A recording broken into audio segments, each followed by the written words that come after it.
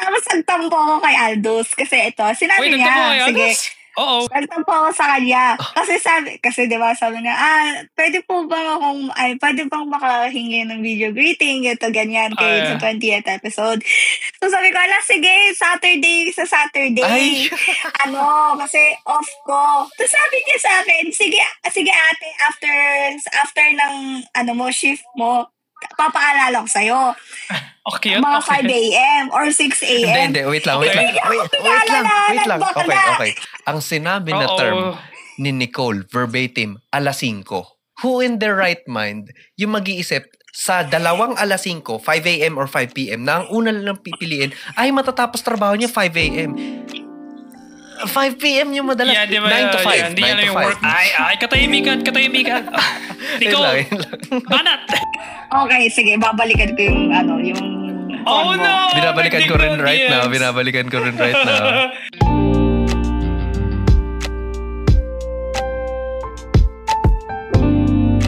Hello, I'm back. This is me, Nicole.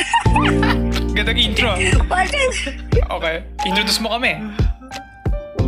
So guys, welcome back to my channel. So guess ko Nako po, take over pala to.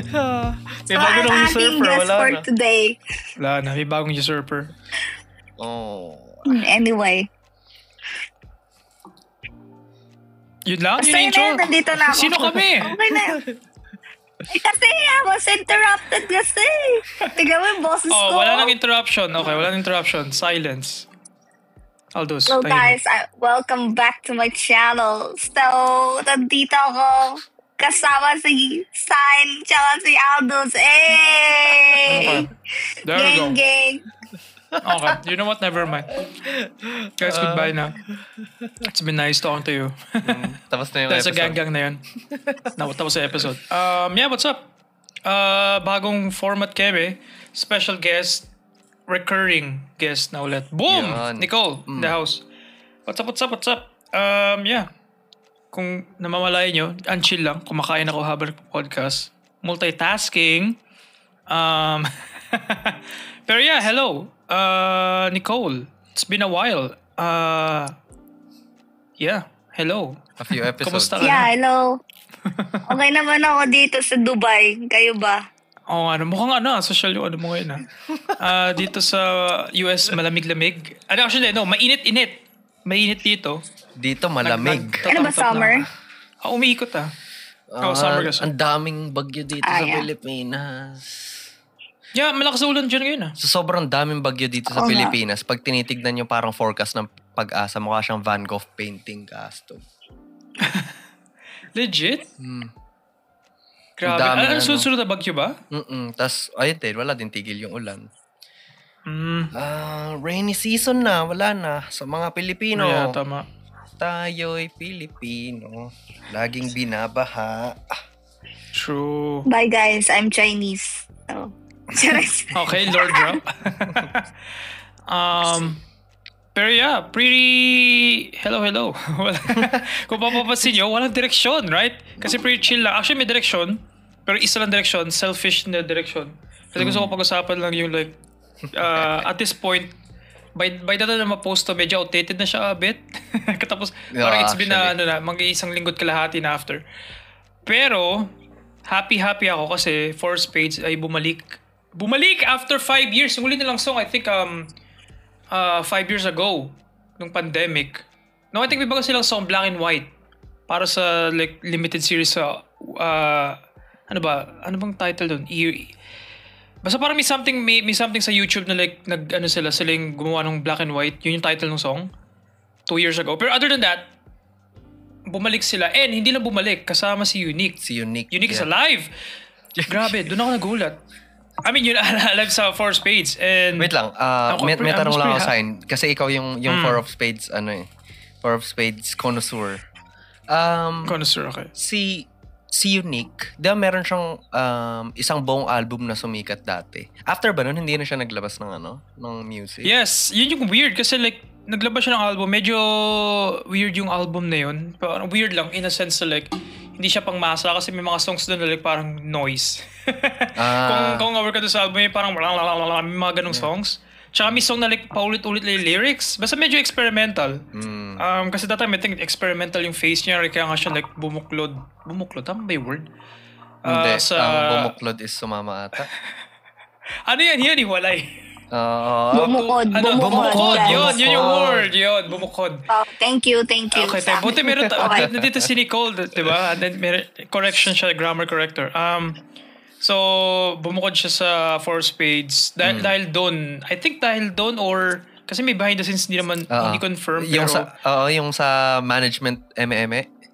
Parang yung funny enough, yung management nila is yung parents nila. So, ni Blaster. Bakit alam ko yung lore?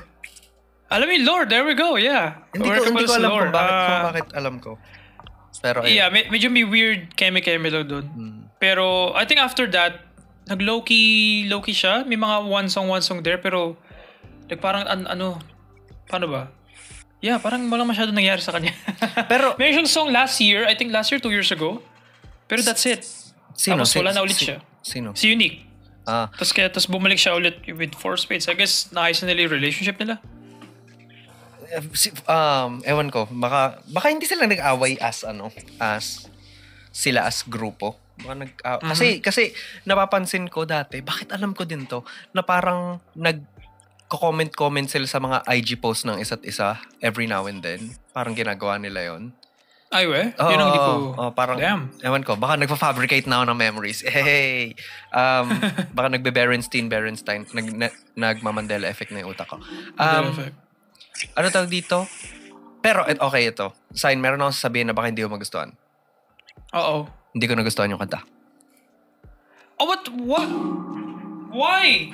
Yeah, hindi ko nagustuhan. Pero, I really Nicole, like... i-kick na natin si Aldous. Okay, bye guys. Andito na talaga ako sa episode na to para sabihin na hindi ko nagustuhan yung aura. Wait lang. Ano mo na, Paul.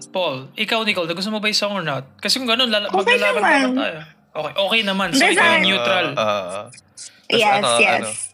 Kasi siguro I have, like, kasi ako pag may nagustuhan ako kanta, dapat may moment ako doon. I mean, I don't know if you get me. Yeah. Yung parang gusto kong something may mangyari sa akin and then makaka-relate ako doon sa kanta. And then eventually, paulit-ulit ko na yun. So, yeah. Or pwede rin na maging, so, wala pa akong enticing moment.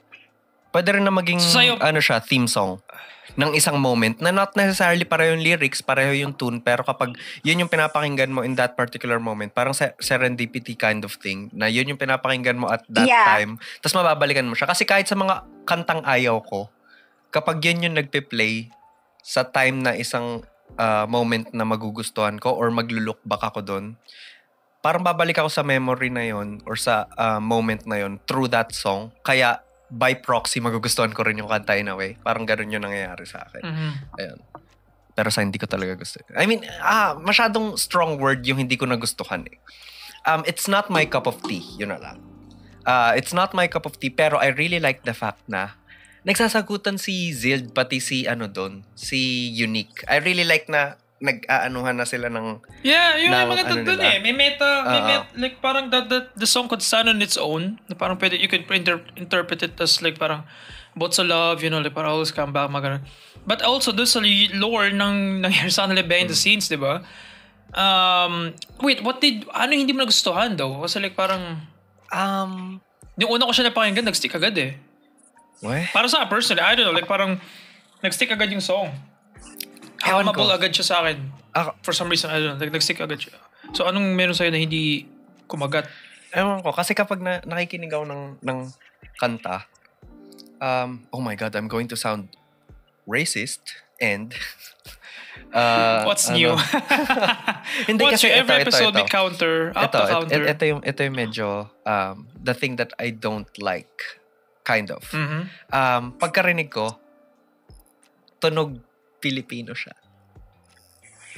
I'm so sorry. I'm so sorry. Hindi, okay. Mga kapanahonan nila ng parokya ni Edgar and stuff, kahit yung mga mas na una pa doon, sorry, hindi ako makaisip ng artist, pero yung kumanta ng Bakit Nga Ba Mahal Kita, yun yung mga pinapakinggan ko. Pero yung recent kasi, yung era ni Moira, parang merong certain something na sa mga kanta ng Pilipinas na parang it's either super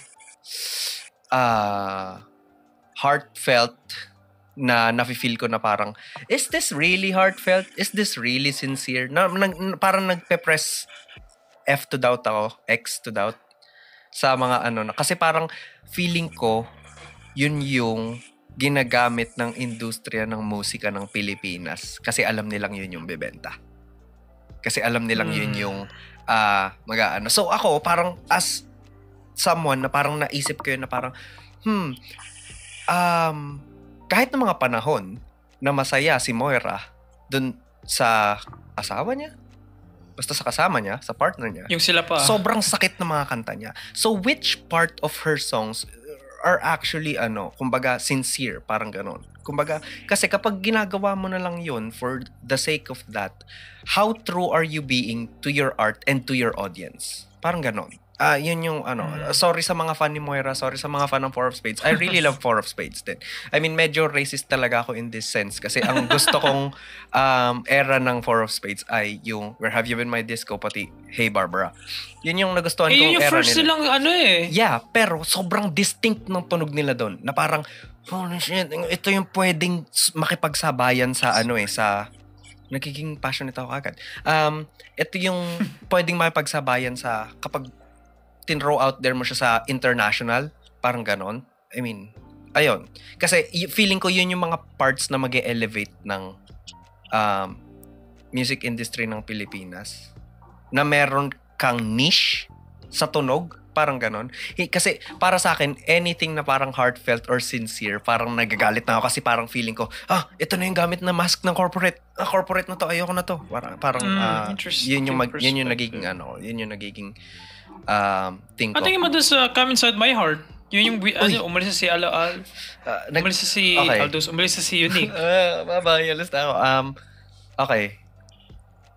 Tinry ko pakinggan yung Four of Spades nung wala na si Unique kasi ano kayo mangyayari sa Four of Spades ngayon Three of Spades na lang sila. Pero I really liked a lot of those songs. Dulo ng Hangganan, Come Inside of My Heart. Yes! Maraming mga kanta na gusto ko sa Three of Spades. But ayun, walang anything pero it doesn't beat Hey Barbara and Where Have You Been My Disco. Kasi yung bassline ng yes, Where Have You Been My Disco, I think. Where Have You Been My Disco? Yeah.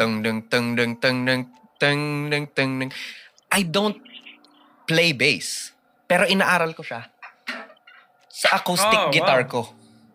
Inaaral ko siya.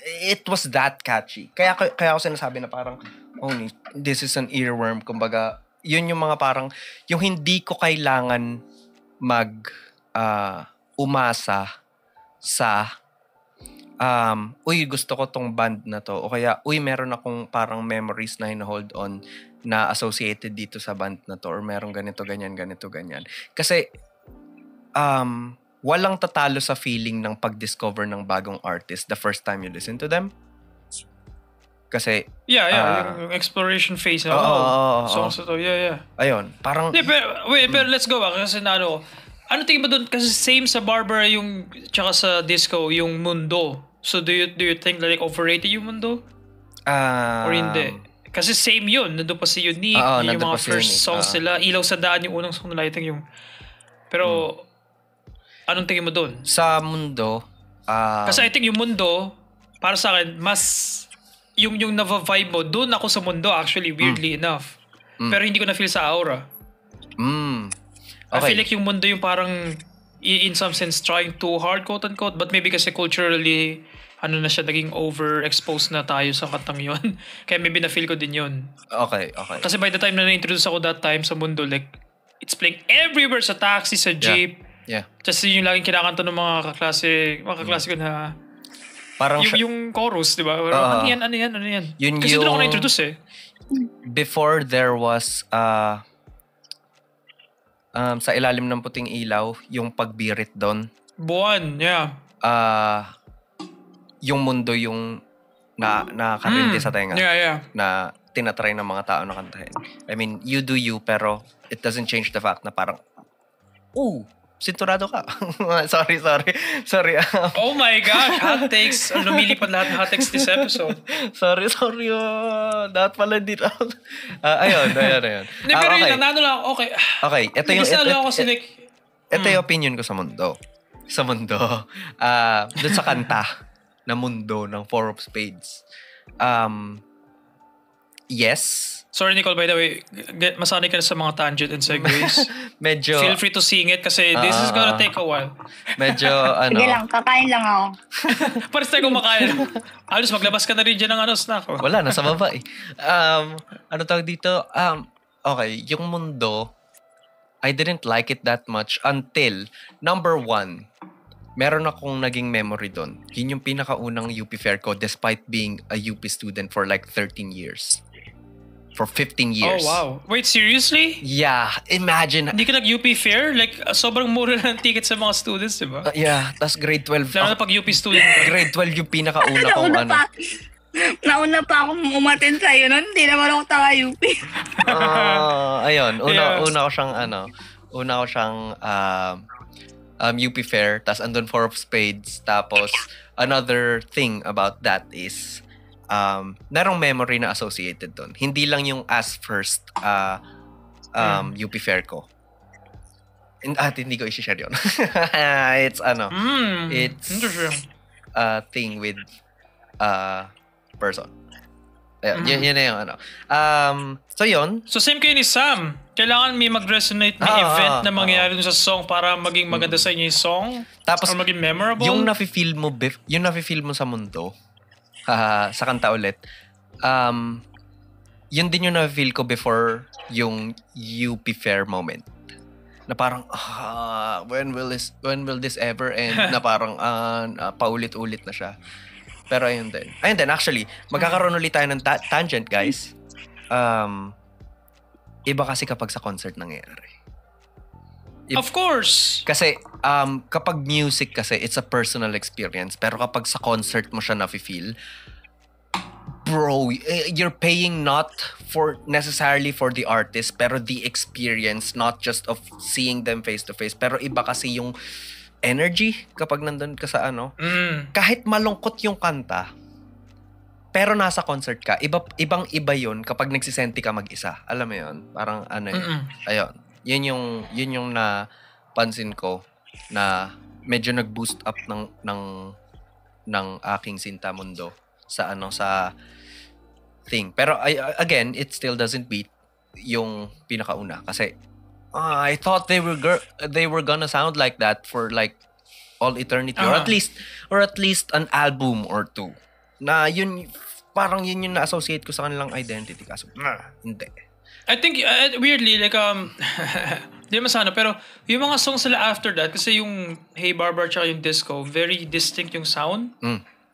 Yung tsaka to the point na yung styles nila yun nga yung yung impression ko before sa Four Spades parang ito yung style nila parang retro band kasi diba yung mga hairstyle nila yung damit nag-vibe doon nag-shift sa ganun pero weirdly yung mga song nila na unreleased yung nandun pa sa Unique Take That Man yung unreleased or kumbaga like parang hindi siya hindi siya studio version Sentimental ano pa ba yung mga song Spin the Bottle yung mga unreleased sila yung Take That Man actually song yon nilang 4 tapos nung nawala si Unique yun yung first song na nirelease sila na 3 na lang sila pero before pa lang na yun song na ng Four Spades so kumbaga sa utak ko naman yung Four Spades like hindi nila identity yung Hey Barber tsaka yung Disco mas identity nila yung album yung Sweet Shadow album which is weird right kasi wala naman si Unique doon pero yun yung nag-stick kasi yung una nila song Ilaw sa Daan hindi yun same sa Hey Barber tsaka sa Disco right? Yeah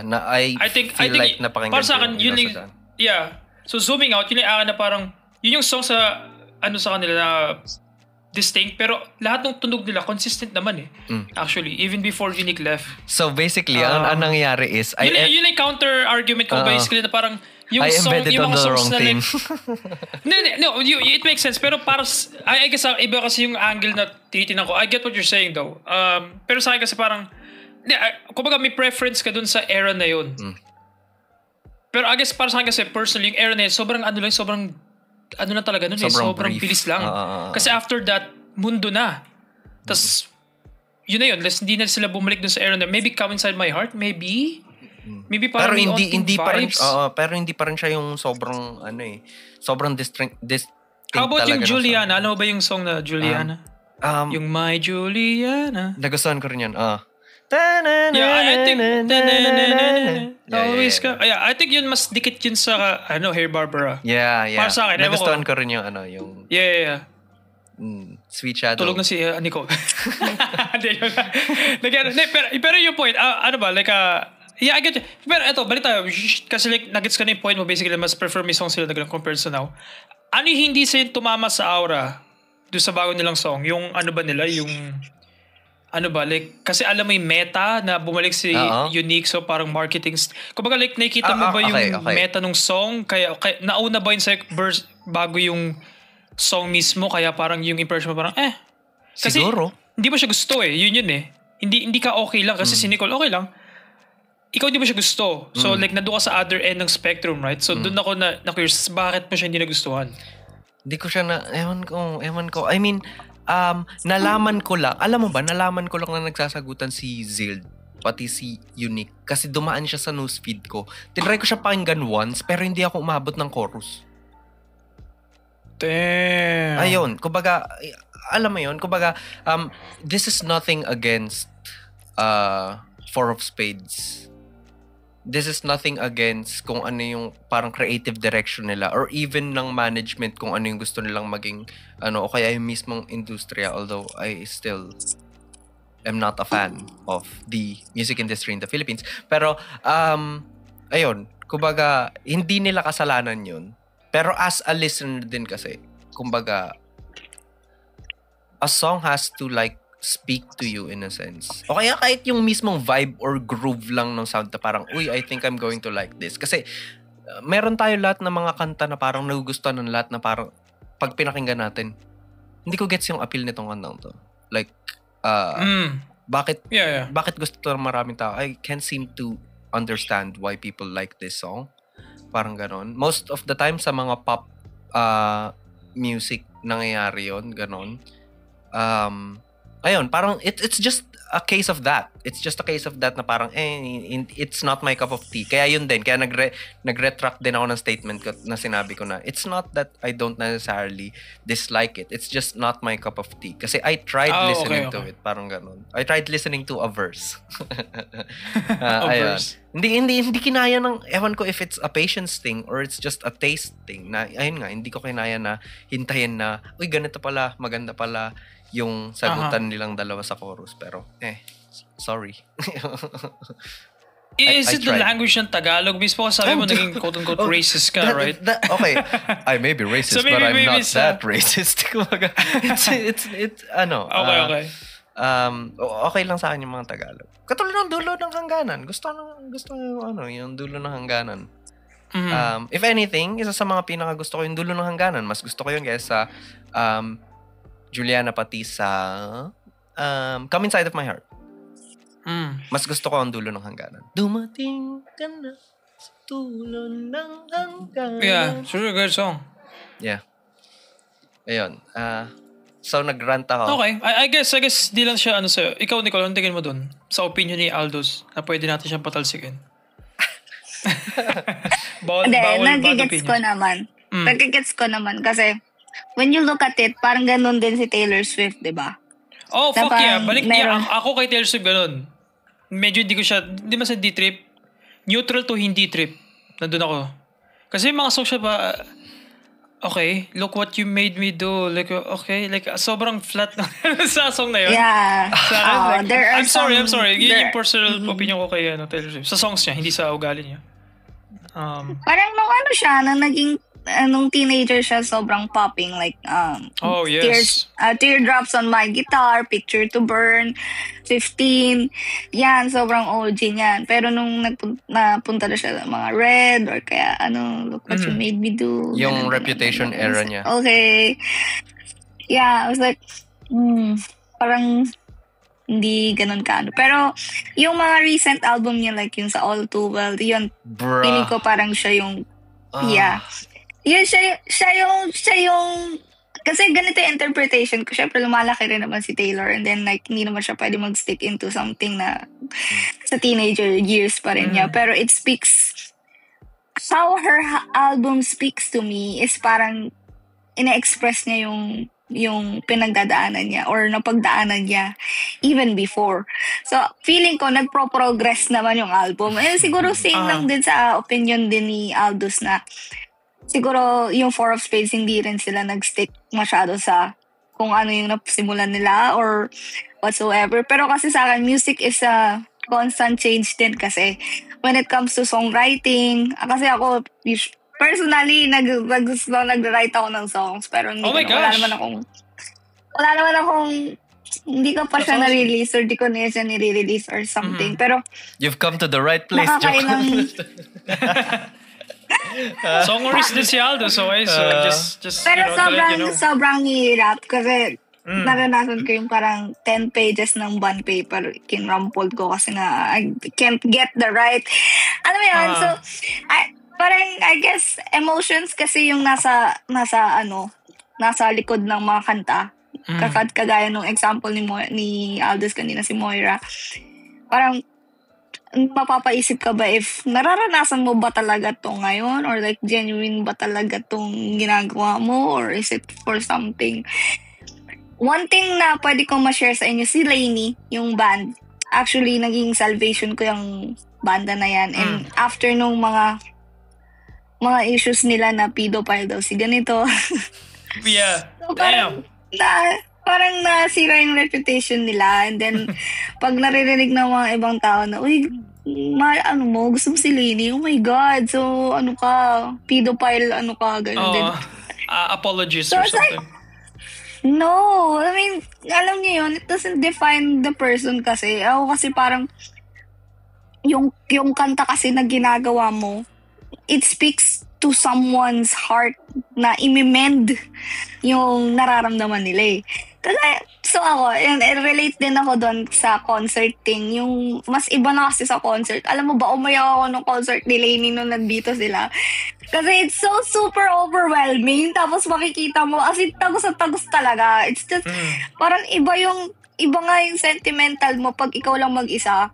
Yung parang ikaw magdadrama ka mag-isa tapos iiyak ka. Pero pag nakita mo na sila or nararamdaman mo kasi emotion if it's genuine eh. Sila kasi naramdaman ko yun. Lalo na syempre yun nga yung salvation ko ng mga kanta nila. Like, yun yung era na basta something broken hearted. meron lang din ako mababanggit dun sa ano. Kasi, hot take yung sinabi ni Nicole, pero at the same time, ganun din yung hot take ko na parang ginagawa kasing synonymous. Wait, ano hot take personally? Yung ginagawang synonymous yung art sa artist. Na parang, okay, actually maganda topic yan. Ganitong uri ng tao yung gumawa ng kanta, kaya hindi ko susuportahan yung ganito, ganyan. Okay, sabihin natin na si Lainey yung nagsulat. Ang masabi ko lang doon, okay, hindi mo susuportahan si Lainey, pero paano yung nag-produce para kay Lainey? Paano yung mga nagtatrabaho under kay Lainey? Paano yung mga tao sa paligid ni Lainey na wala namang kinalaman at siguro hindi rin alam katulad ng audience, ng mga cancel culture really grinds my gears. Tapos makikita nyo ako in camera kung paano naman ako magalit. Kung last episode, nakikita nyo ako na parang naiiyak na ako. Ngayon, makikita nyo kung paano ako manggalaiti sa cancel culture. Kasi I really despise cancel culture. It does not repair what was broken. Of course, hindi naman na masisira yun. But it does not, hindi natutulungan yung mga gumagawa ng mga masama to realize how bad yung nagawa nila. Tapos hindi na mend yung parang lives nila. Kasi mapupunta na sila, ay, ganitong uri ka ng tao, stand in the corner and stand there until you can die. Na as in, wala ka ng redemption whatsoever. Okay, murder is a different thing. Pero a lot of things na nakakancel yung ibang tao for something you said 10 years ago. Tapos makakancel ka dahil doon. Matatanggalan ka ng prospects, ng mga things na susuporta sa'yo o kaya na pwede mong mapuntahan o kaya pwedeng maging business ventures more or anything. Alam mo yun, may alienation na nangyayari. May alienation na nangyayari. Tapos parang, okay, na-punish siya, pero hindi naman sa lahat ng pagkakataon yung punishment is makakatulong sa isang tao para mag-reflect. O kaya wala naman parang, alam mo yun, wala namang things or parang methods na ginagawa para tulungan yung tao na yun.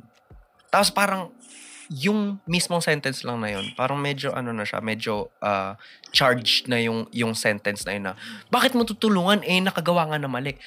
Paano siya matututo kung, okay, first of all, paano kung hindi niya alam na mali yung ginawa niya or hindi niya alam yung magnitude ng mali na ginawa niya? Paano mo matutulungan yung tao na maintindihan yung maling nagawa niya kung wala kang ginagawa in the first place para ipaintindi sa tao na yun na parang, okay, di ba alam kung ano ginawa mo? Pero alam namin na may ginawa mali, may ginawa masama. Kaya, tanggal ka na sa lahat ng grupo, cut off ka na sa lahat ng ganito-ganyan, hindi ka na susuportahan, ganito na lahat. Like, sobrang, yung cancel culture, sobrang retributive niya at sobrang punishment focus niya. Nawala ng rehabilitation, nawala ng, hindi siya restorative justice. It's retributive justice sa pinakadulo ng mismong spectrum, sa pinakadulo ng paradigm. Kasi, isipin mo, we are social people, tapos tatanggalan mo ng people to be social with yung tao na yun. It's like prison, pero hindi ka nakakulong. It's like societal thing din naman ng prison. Pero it's a non-physical prison. Parang ganun yung mangyayari.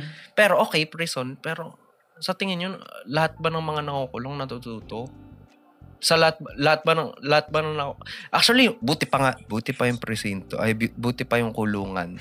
Merong mga program na tinutulungan yung mga preso to become healthier, more functional members of society kapag nakalabas sila. Cancel culture never does that.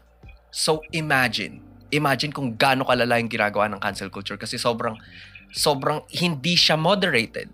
Bahala na yung tao. Kapag ayaw sa'yo ng isang tao, pwede niyang i-take down yung YouTube channel mo kasi ayaw niya lang sa'yo. Pwede niyang sabihin na maghahalongkat lang siya sa'yo, just like yung super duper obsessed na fan, tas biglang, oops, nakahanap ako ng butas sa'yo, kaya atakihin kita dito, tapos maghahalongkat ako ng maraming tao, tas ito na yung i-focus natin, tapos hindi ka na namin susuportahan forever. Wala ka ng anything forever. Kumbaga, sobrang, ayun lang, ayoko yung ganong view sa mundo. Kaya, I'm kind of thankful na parang nagda-die down yung cancel culture. And I hope it dies. And good riddance kung mawala man yung cancel culture. Oh, kasi, damn. Okay. Kasi it's not a good hot way. Takes. Hot take episode pala to, okay. It's not a good way to serve justice, man. I mean, punishments are all right. Pero there comes a time na parang sumusobra sa ibang bagay, tapos dahil sumusobra sa ibang bagay, nagkukulang sa ibang bagay. Nawawalan ng restoration. Okay, merong sense ng distributive justice kasi sabihin natin na maraming nabiktima or maraming ganito, ganyan. That person destroyed lives. Kumbaga, yung maling ginawa ng tao is not in the question here. Mali yung ginawa niya, okay? Malinis yon, malinaw yon, mali yung ginawa ng tao na yon. But, pwede pa rin namang matulungan yung tao na yun. Mas kailangan niya nga matulungan kapag nakagawa siya ng mali. Kasi, kailangan mo iparealize sa kanya kapag may ginawa siyang mali. Siyempre, tutulungan natin yung mga naging victim, gano'n, na parang bibigyan natin ng suporta, ganito, ganyan. Pero hindi at least nakagawa ng mali, ibig sabihin hindi nabibigyan ng suporta in a sense na ito yung mga mali mo nang ginawa, ito yung mga ganito, ganyan. Tapos, kaya, merong degree, merong magnitude na alam mo kung gaano ka kamali. Pero baka it's blown out of proportion. Pero ganito kasi siya kasama talaga. So ikaw anong tingin mo dyan sa let's go back a little dun sa like separation ng art sa artist. Sige kayo muna parang umiinit yung ano umiinit. No, yeah, it's just to like parang build a case lang ubaga before tayo mag-plunge in. I guess ito na yung topic. So like parang ikaw Nicole, what do you think? Kasi like sabi mo dun sa Lainey, like ano ba, like naapektuhan ka ba dun sa controversy? Na parang iba na ba yung music nila sa'yo after that? Like nagbago ba yung enjoyment mo? Or ikaw, anong... Hindi. hindi naman. Yung sa mga sinasabi lang ng tao, I think it affects me kasi parang I think kung ika-cancel nila yung artist, ika-cancel din nila yung art na yung audience. Or yung narinig, nakakaparinig dun sa... Kasi I had a friend na she saw me attending the Lainey nga kasi nga nag-i-story ako. Minsan lang ako mag-story sa buhay ko pag talagang alam yan i-sign. Pero parang eventually nag-reply siya. Sabi niya, Lainey ka? Or I mean like, nakikinig ka kay Lainey? Di ba yan? Ganyan. So me, pagod na ako mag-defend ng mga sa mga katarantaduhan ng mga tao. Kaya sabi ko, bakit? Anong mayroon? Sabi, di ba pedophile yan? Dapat ganito ganyan. So pedophile ka rin. Allegedly. Yun yung masaklap. So for legal reasons. Kapag ba may ginawa siya na mali, ganun din ako? I mean, bakit? Anak ko ba yan? Or something? Related ba kami? Okay, dapat sinabi mo. Dapat medyo mahirap. Dapat sinabi mo dun sa tao na yun na, bakit? Naging fan ba ako ni Lainey sa pedophilia na ginagawa niya? Sa allegedly, dun sa ginagawa niya mali? Yun ba yung dahilan kung ba't ako naging fan? Or gusto ko siya dahil dun sa art niya? Kumbaga, man. Tapos, nakaka-bad trip yung statement na, so ganito ka rin. Oh my gosh. Yeah. Pwede sabihan kang ganun din? Interesting. Diba? So, parang para sa akin, yun nga yung paniniwala ko. I mean, tao rin kasi yung artist. So, wag natin kalimutan na tao din siya and they make mistakes. And yung mistakes naman na yun, hindi naman natin necessarily na dapat patawarin sila or whatsoever or palagpasin eh. Then teach him or her kung ano ba yung ginawa nila, kung ano ba yung severance nun. Kasi ang hirap sabihin na, pati yung so, kapag may ginawa siyang something, ganun na din yung audience, ganun na rin kami. Kasi we support him, ganun. So, I was like, no. So, ako naman kasi, yung opinion ko dun, hindi naman kasi siya, wala akong ginawa dun, wala akong pakialam dun sa ginawa ni Lainey. Kasi, buhay niya yun eh. Ako, nakikinig lang ako ng kanta niya. I like his masterpiece. Gusto ko yung kanta nila. So, wala na akong involvement doon or wala akong something na capacity na para sabihin, uy, dapat ganito ka. Nakikinig lang naman ako, fan lang naman ako. Ano bang dulot ko sa kanila, di ba? Yan. Yeah. Ayan. Okay. Meron lang din akong idadagdag dun sa na yun. Kasi, yes, it's true na merong mga artists, merong mga celebrities na sumira ng mga tao ng mga most of the time working under them. Pero further down the line, hindi rin naman natin maitatanggi, especially when it comes to musicians, kasi I can relate na hindi aware yung mga musicians na yun na ang dami nilang mga buhay na naisasalba through their music.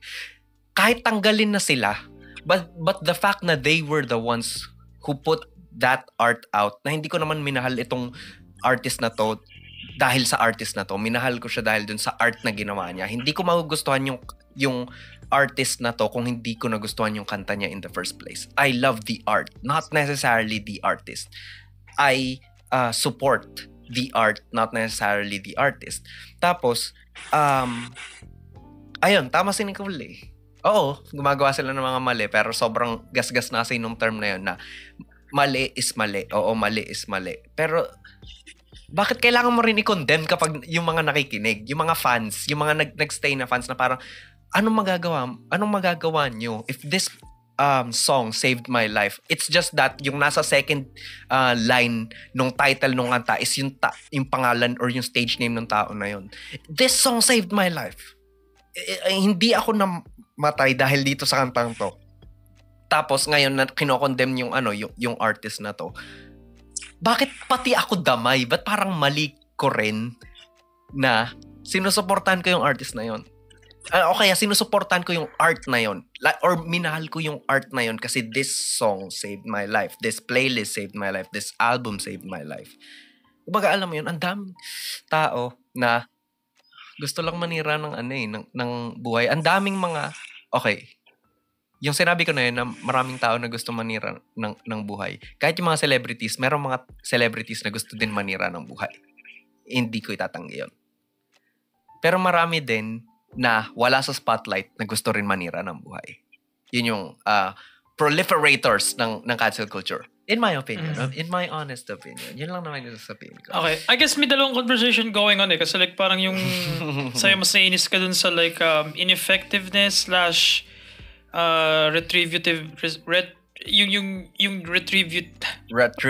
justice. Yeah, there we go. Nawawala yung words ko. Yung ganun yung angle ng cancel culture sa'yo. And yung second conversation kasi is yung separation of art from the artist. I guess mas interested ako kasi ang dami kong medyo disagree ako sa inyong dalawa when it comes doon sa justice part. Pero doon sa separation ng art sa artist, mas gusto ko siyang i-explore pa. Kasi diniscuss ni Nicole tsaka ikaw, Aldous, na like kaya nyo siya, so basically kaya nyo i-separate yung enjoyment nyo dun sa art from the artist. Let's say yung artist is let's say gumawa siya ng mga like parang underage, siya ng underage, confirm, hindi na siya alleged, okay? Confirm, may video evidence, singer-songwriter siya, good songs, pero yun nga sa kanya, would you still enjoy yung songs na yun with that in mind? Kumbaga, pinakamalapit example, allegedly, okay? Si Michael Jackson, right? Like parang yun yung pinaka-extreme, parang Hitler version example sa music, which is si Michael Jackson, right? Ang dami niyang controversy throughout sa career niya, especially after yung death niya. Ang daming documentary na lumabas, ang daming, Wait lang, sign. sa pro and con side. Ang cute lang na it's still within the yung parang trail or yung trail ng mismong thing.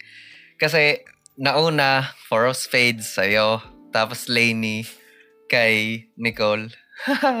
Michael Jackson. Nakikinig pa rin ako kay Michael Jackson until now. Yeah. I still really enjoy. Yeah. So, ang ano lang ng questioning ko, line of questioning is like, kumbaga, yun yung pinaka-easiest example kasi na bring up kasi yung cultural impact na ginawa niya sa, hindi lang sa US, kundi sa buong mundo. Hindi lang sa buong mundo, kundi sa like parang sa wave ng songs. Wave ng songs. Basically, sa impact ng nung influence dun sa like parang songwriting sa songs mismo. Throughout sa pati natin. Sa level of performance. Yeah, historically, binago niya yung like meta. Binago niya yung parang yung meta ng songs basically. Pero may ganun siyang past, may ganun siyang like background na like parang noise or may history siya of like ganung history, yung alleged shit na nangyari sa or ginawa niya, confirm o hindi, di ba? Ewan ko, like para kasi kumbaga parang that's that, if ever like let's say paglaro natin yung idea na like confirm, let's say paglaro natin yung idea na confirm siya, would that hindi man excuse, kasi ang pangit ng word na excuse yung harm, yun na lang, the harm done na ma-outweigh ba niya yung, let's say yung sinabi mo kanina example na maraming na save si Michael Jackson, let's say yun siya example dahil sa songs niya, marami siyang na save, like does that outweigh yung ginawa niyang, ba't ako nagre-raise hand? let's say kung kasalanan. I guess philosophy na to. So si Nicole muna, unahin ko. Sige, go. Ipunin muna natin. Yeah. Ano sa tingin mo? Kasi naging example siya ni Aldous, let's run with that na lang. Hindi ko siya ma-articulate masyado, but yeah, go. Kasi hinihintay ko din yung opinion ni Aldous. Naghintaya kayo. Di, wala namang right or wrong. Like, I'm just curious sa perspective niya about that sa harm. Kasi doon ako napa-stick. Kasi may sinabi si Aldous kanina about sa harm na I don't care kasi like the song save me or something. So parang naisip ko, let's push yung hypothetical ito to the extreme. Like parang, or to the extreme na naisip ko. Siguro it's on me personality na lang. Kasi mas matimbang kasi sa akin yung nagawang mabuti ng tao kesa sa ginawa niya na isang mali. Do you get me? Kasi I know Michael Jackson, marami siyang tinulungan nung buhay siya, and marami rin siyang na-save. Hindi lang yung kanta, it's not about the kanta na lang eh. It's about yung personality niya, kung gaano siya kabait, or kung gaano siya considerate sa mga fans niya and all. I mean, dati nga nakakita pa ako may fan pa ata siya na umakyat, imbes na itulak niya or paano niya yung security, niya, like niyakap niya or like kinantahan niya or whatsoever. So ako kasi, I base kasi yung mga tao sa kung ano yung goodness na meron sila. So para sa akin, kahit makagawa ka ng isang malaking mistake or what, kung as long as malalaman mong natuto ka doon sa ginawa mong mali at alam mong mali siya at willing kang ibago yon. Pero I'm not sure kung nasampahan ba siya ng something or anything, kung may ginawa ba talaga si Michael Jackson na gano'n. Pero let's just say for this hypothetical let's say confirmed. May video evidence. Wala akong opinion. Kasi ginawa niya yun eh. I mean, hindi naman siya mafo-foreshadow ng something, or sabi mo nga kung ma-outweigh yung mga fans na nagkaroon ng salvation sa buhay nila. I mean, para sa akin, hindi. Kasi, ano naman yung ginawa niya na mali na yun? Kung para sa mga ibang tao, savior pa rin siya. Does that change anything? Kasi, it doesn't mean na nakagawa ka ng something, hindi ka na pwedeng magbago, or kaya doesn't mean na ginawa mo siya means ganun ka na tao. I mean, do you get me? Ewan ko kung ano yung point ni Aldous. Pero para sa akin, wala. Hindi ko siya Babuelo na siya. Okay, kailangan ko lang i-clarify na I don't think the artist saved my life. Gumawa lang siya ng kanta, tapos yung kanta yung sumagip sa akin. That's how I see it. Kumbaga, yung mismong lifeblood, yung mismong nucleus nung tanong mo, na parang pwede bang mahiwalay yung artist dun sa art when it comes to, kahit hindi na alleged, na parang ano na siya, na confirmed na siya. Personal thing yung relationship mo dun sa art nung tao na yon. It's just that they were either fortunate or unfortunate enough to be the one na gumawa ng art.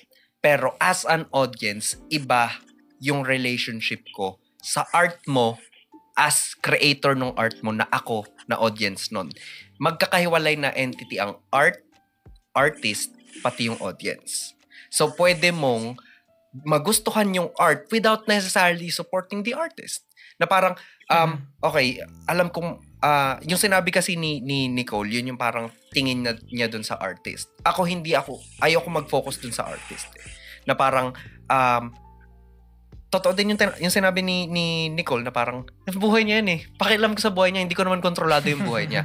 Ang akin lang, meron akong sariling buhay at meron akong sariling pagtanggap dito sa art na to. It's just that, merong pangalan nung tao na to, nung artist, kasi siya yung gumawa or sa kanya nakapangalan through legal reasons yung art na yun.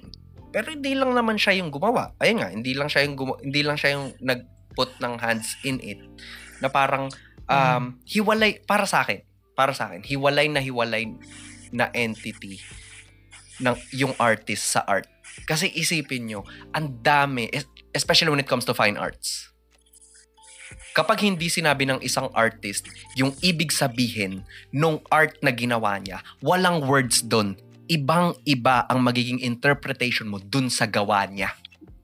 Nagigets niyo? Parang ganon. Ayun. Yun yung thing ko na parang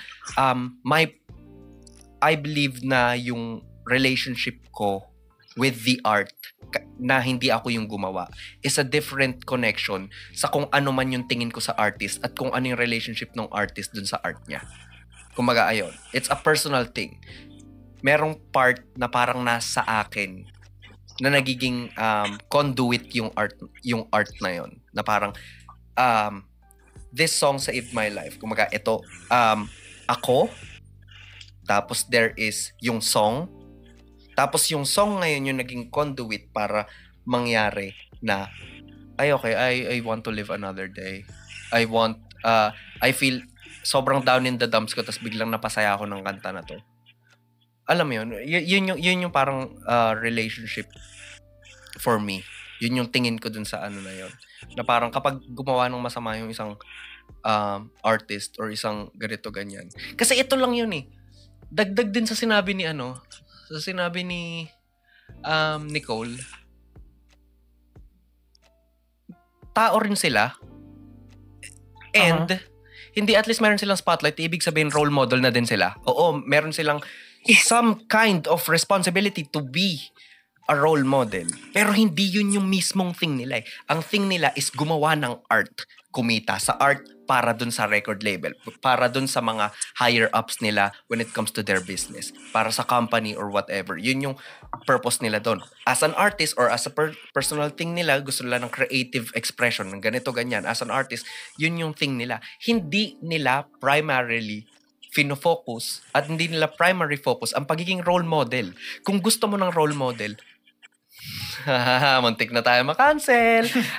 Kung gusto mo ng... hindi, go.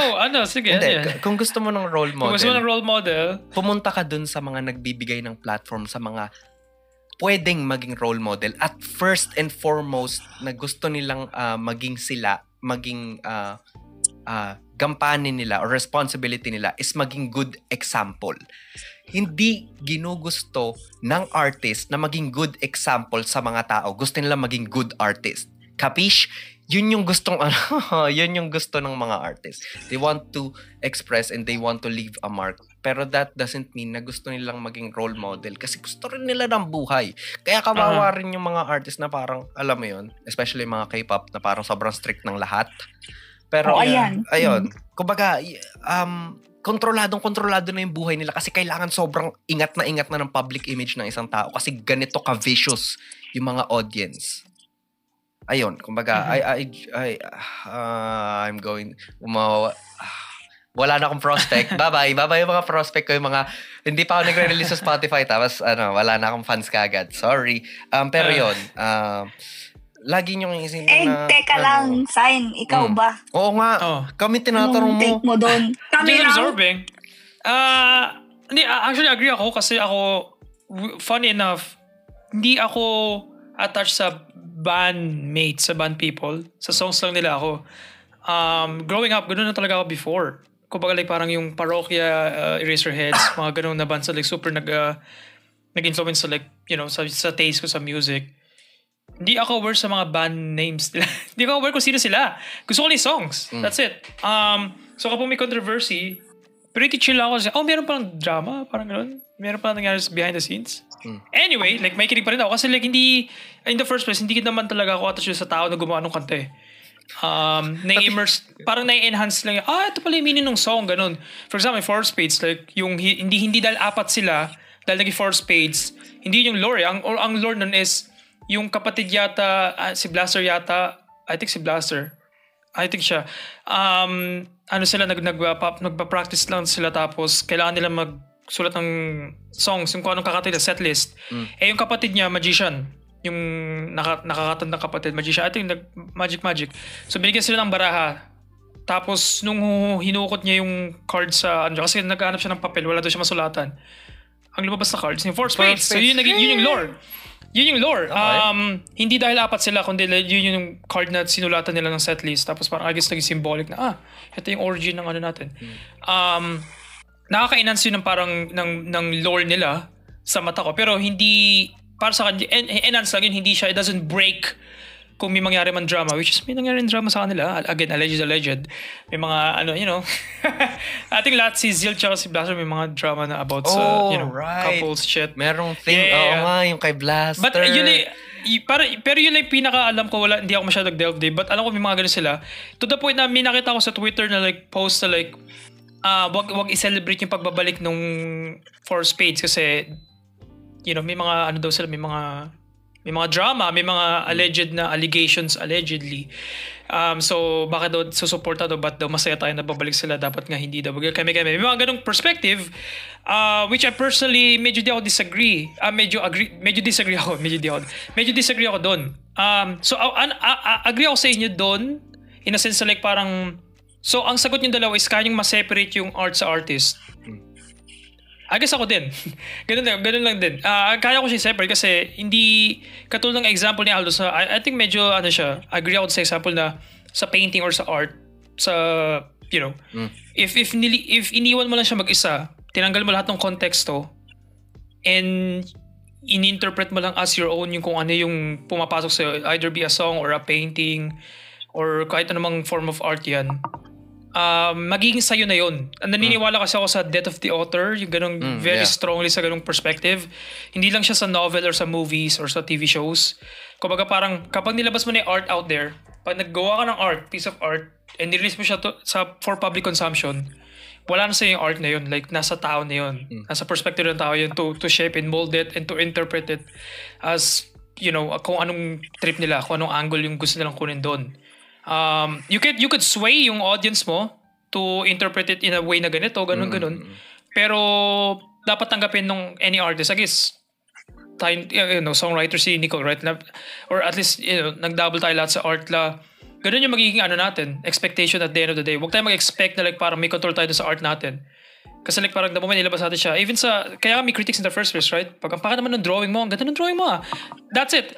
Like, paglabas ng art mo, pag nakita na yun ng tao, hindi na sa'yo yun. In a sense ikaw yung gumawa, pero hindi na sa'yo yung art na yun, in a sense interpretation. Like, yung iba ng mata yung nakatingin dyan eh. Hindi na galing sa kanila yun eh. Ibang utak na rin yung nagpo-process. So dun pa lang, iba na exactly. Kasi hindi sila yung gumawa. Hindi naman nila alam yung background mo, yung lore mo. Hindi na alam kung ba't mo ginawa yan. Ang nakikita nila, ito yung ginawa mo. So, i-interpret nila kung ano yung ginawa mo, kung nakikita nila. Pwede mong dagdagan na, hindi ginawa ko yun kasi yung nanay ko pumanaw, kaya ito yung ginawa kong kanta, ito yung lyrics ng ganyan. Pero kung interpret nila, about sa sad song, dahil nakapag-break sa kanya yung jowa ko, so, yung song na to is tungkol doon. Yun na yun. Para sa kanila, yun na yun. Katulad nga sinabi niya, diba? Ni Nicole kanina na parang, yung song na to, like, importante sa akin yung kantang to. So, kahit na yung kumanta, yung boses na naririnig ko ngayon is may ginawang mali na either true or hindi. May ginawang mali. Para sa akin, yung kantang yun, akin na yun. Like, ito yung ginawa ng kantang sa akin. So, agree naman ako sa inyo dun.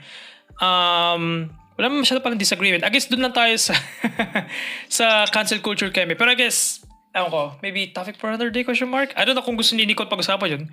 Pero, I guess agree naman ako dun. In a way, kasi ganun yung perspective ko doon. Mas calmer version ni Aldous. Mas hindi like, mas perspective. Sobrang passionate ng Yeah. Basically, yung artist like I guess yun yung exciting part kasi like parang how would the people see this? Ano yung magiging tingin ng tao dito kasi may mga parts na pinakamalapit na example, right? Kumain tayo ng short film again, para malapit example lang kasi yung parang pinaka-recent example para sa akin. Like parang gumawa tayo short film, pinakita siya sa audience, may mga parts silang natawa sila, may mga part na hindi. May mga part na ina-expect ko matawa sila pero hindi sila natawa. May mga parts na hindi ko ina-expect na matatawa sila doon kasi akala ko like wala lang siyang scene lang siya. So parang yun yung exciting sa akin na parang ito yung tingin nila sa ginawa ko or sa nangyari doon. So para sa akin yun parang may sariling buhay na yung ginawa mo. Ayun. I guess yun. Medyo naging heated tayo. Pero, yeah. Okay. Interesting perspective. Kasi like, I think, ang in-expect ko may mag-disagree, especially sa separation ng arts artists. Kasi may mga kaibigan akong hindi na sila, dinidelete na nila yung songs. Kunyari may nangyaring, may lumabas na like Twitter thread or like parang Facebook na may DMs. Ang daming nangyari nung sa, may bandang Shirley ba yun? Sharbound and si Bullet Dumas, ano pa ba? May mga songs, may mga Filipino tayo songwriters or singers na like sunod-sunod yung drama kasi meron silang malaking GC. Basta ayaw ko kung totoo or not, but yun lang nakita ko like a few months ago. Nicole, aware ka ba doon? May mga ganong... Ako parang aware ako doon pero hindi ko kasi sila kakilala. Yeah, may mga indie music people na like may lumabas na like malaking group chat na medyo predatory but like parang allegedly like pero like may mga maraming tao na dinelete na yung songs, may mga taong hindi ko na na-enjoy or hindi ko na ma-enjoy yung song dahil alam kong ganito yung ginawa ng people, which sucks, right? Kasi like parang I don't know, like parang may time kasi na ginagawa nila yun na hindi ka aware and na-enjoy mo yung song, right? So I guess it makes sense na like mag-change yung enjoyment nila dahil for them like parang hindi na sincere yung song. Kanina like parang bumalik tayo, nakunik ka. Bumalik tayo sa first topic natin na hindi mo kasi na-feel yung sincerity dun sa aura or parang hindi lang tumama sa'yo the same way. I guess for them, ganun yun. In a sense, like parang sa kanila, naka-attach naman sila sa artist. Kasi kung ikaw naka-attach ka kanina sa perspective mo, I guess sa like landscape ng music industry. Yun na, ito yung song na to, ito yung ginawa, kumbaga like parang, artificial, let's say. Parang yun yung word na na-feel mo, parang hindi siya genuine, yun yung nagamit mo yung word. I guess dito parang gano'n naman yun. Nung nagawa ng artist tong act na to, na parang hindi na genuine yung song. Na-disenchant sila na-corrupt. Yun, disenchant, na-poison yung well sa kanila. Okay, meron so, ako yung dadagdag dyan actually. Pa rin, diba? Sige. Ayun, hindi lang, parang inano ko lang siya like... Sige, go. Kaya nyo ba today? Wrapping up. 10 seconds. So basically, yun, parang nilagyan ko lang naman siya. Like parang, ini-steal man ko yung perspective ng kabila. Kasi like parang, tatlo tayo nag-agree sa isa't isa. So parang, oh shit. Akala ko may person dito na, hindi ko na ma-enjoy to kasi, kung let's say, yung Michael Jackson example, right? Pedophile si Michael Jackson. Hindi ko siya ma-enjoy. If, yung hypothetical example yun, hindi yun, alleged, for legal reasons, allegedly. Pero like parang sa hypothetical natin, di ba? Like parang, what if pedophile confirmed si Michael Jackson? Enjoy mo ba yung song? So I guess agree pala tayo na, medyo. Na-enjoy ka ba yung song? Ow! Mapapagano pa rin tayo. So, okay, go. Aldous. Nakalimutan ko sasabihin ko actually. Yung tungkol siya sa... Okay, Nicole, ikaw naman. Hindi, wait lang. I-backtrack mo nga yung sinasabi mo, yung sinasabi mo na na yung before kay Michael Jackson ulit. Na-mesmerize kay Michael Jackson. For Spades, Lainey. Ano ba yung mga song? May controversial, may drama. Controversy. Okay. Meron ako naalala na thing. Hindi ito yon pero isa din to sa mga naisip ko. Na feeling ko kasi this is a generalization and jumping to conclusions. Pero the way I see it kasi, kapag yung mga tao is... Naalala ko na sasabihin ko, mag-ano ba ako? Magta-tangent ba ako agad? Tapusin mo lang yan. Tapos balikan sa main topic. Tungkol sa worship. Yun yung ano nyo. Alalahanin nyo lang yung word na yun. Maaalala ko yung ano. Okay. Pagdating kasi dun sa may nagawa yung isang tao, tapos yung audience na parang is kinokondemn na nila yung tao na yun. Yeah, it doesn't feel na, if anything, nakikita ko kung ano yung perspective ng tao na yun, not just dun sa artist pero in general, at yung vision na yun at yung ano na yun, yung concept na yun, yung idea na yun for that person is no person can change na hindi nila, I mean, okay, there are mistakes that are beyond redemption, there are some, pero minsan iba-iba yung thresholds natin dun sa mga bagay na yun. But, no matter how little, kapag nakagawa ka ng masama, kaya ayun din yung thing na parang, ayun nga, nade-disenchant. Tapos, ayun, isa-segue ko siya dun sa isa ko pasasabihin. The thing about this is that, kaya sobrang passionate ng mga tao na parang ayaw na nila dun sa tao kapag nakagawa ng mali. Kasi sinasamba ng mga tao yung mga celebrities. Kasi tinitignan nila not as role models, but as fucking gods, man, na ginagawa, dinideify nila yung mga artists. Na parang, this person can never do wrong all the time, wala siya magagawang mali forever. Tapos kapag nakagawa ng mali, oh shit, this person is human. And hindi nila matanggap yun, kaya, okay, tao pala to, maghahanap na lang ako ng ibang entity sa utak ko na artist din na i-deify kasi hindi na worthy of deification tong ano na to. Babalik ulit ako dun sa sinabi ni Nicole, tao po sila. Tao sila, guys. Napapagod din yung mga yan, nagkakamali yung mga yan. Meron din, natatalo din sila ng thoughts nila. O kaya, minsan, consciously gumagawa din sila ng masama. Tao sila eh. Ang problema doon, hindi ko sinasabi na mali yung ginawa nyo, ay, kayo may kasalanan kahit sila may gumawa ng mali. Mali pa rin sila.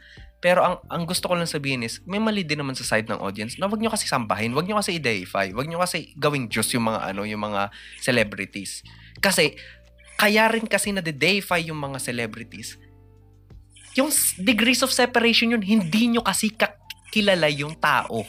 Hindi nyo kilala yung tao as they are. Kilala nyo yung image ng artist, kaya nyo sinasamba.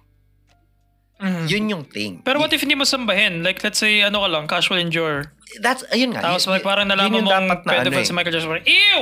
Like, parang, ano ba yun? Warranted na perspective ba yun? Like, ano lang, casual lang ako. Yan si Michael Jackson. Nag-moonwalk yan, right? By the way, ano yan? Ganito yan. Pedophile yan, confirm. Like, Okay. So, para sa'yo, confirm ba yung ganang perspective? Kasi hindi na tayo dun sa like, I idolize this person. Tapos bigla niyang, he or she made a mistake. Ayoko na. Sabihin natin na hindi, na hindi super fans. Na casual na ganyan. Yeah. Okay.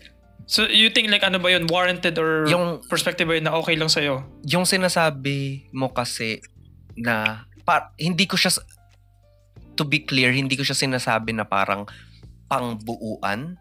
Ay napang-isahan lang na parang hindi para sa akin kasi mga may ganung perspective is ibig sabihin nun hindi man nila dinideify si Michael Jackson, meron silang ibang dinideify.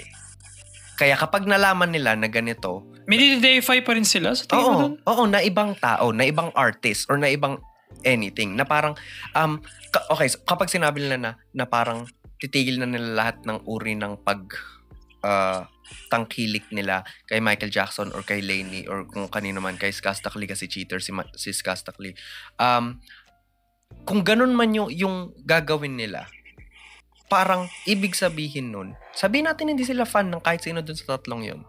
Pero super duper fan stan sila ng ng ibang thing. Tinitignan kasi kumbaga sinasabi ko to in a general sense na kahit sinong nasa spotlight is worthy of deification. Dahil na spotlight sila, worthy sila ng deification. Ang gusto ko rin na parang maging solution for it is yung generally speaking din, walang worthy i-deify, especially when it comes to the entertainment industry. Yun lang yung gusto kong sabihin. Hindi, you don't have to be a super fan to hate someone. You just have to be human. You just have to be a person who's passionate about something. Kumbaga, ayun. Kumbaga, yun yung thing ko. Kaso, the thing about this is that yung passion ng hate toward one person, ibig sabihin lang din nun, capable ka rin ng passion ng sobrang pagmamahal to another.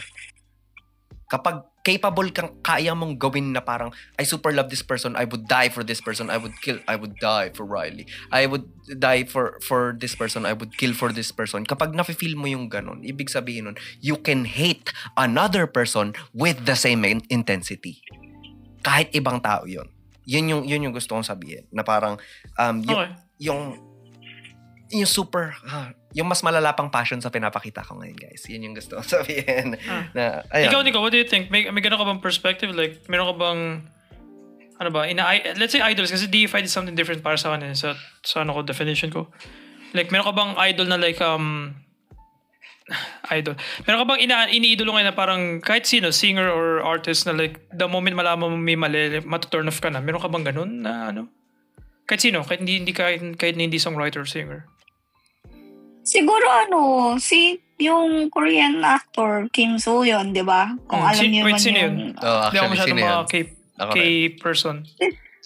Si Kim Soo Hyun kasi, allegedly, may gin-rape siya na minor or gin-room. Tapos, naging co-actress niya yun. Ay, co-actor niya. So, nagkasama lang sila sa isang movie or TV show, I guess. Tapos parang recently na found out na 13 years old pa lang yung girl na yun is naging girlfriend niya na. Holy moly. So, damn! Nagpakamatay yung, ito na kasi severe. Ako kasi pag severe na alam kong, out of scope na yung ginawa niya. Ibig sabihin, kasi may nadamay na eh. Nagpakamatay yung girl na yon. At alam niyo ba, sa araw ng birthday niya pa. Damn. Birthday ni Kim Soo Hyun siya nagpakamatay ha. So, it's something na, kagaya nun, na-turn off ako sa kanya. Kasi, ang pinapakita mo kasi image sa ito kasi ako eh. Kung papanindigan mo na ganito ka, wala kang vices, wala kang something, wala kang love life, panindigan mo yun. Kasi yun ang ini-establish mo as a public role ka eh. As a public, as an idol, as an actor ka.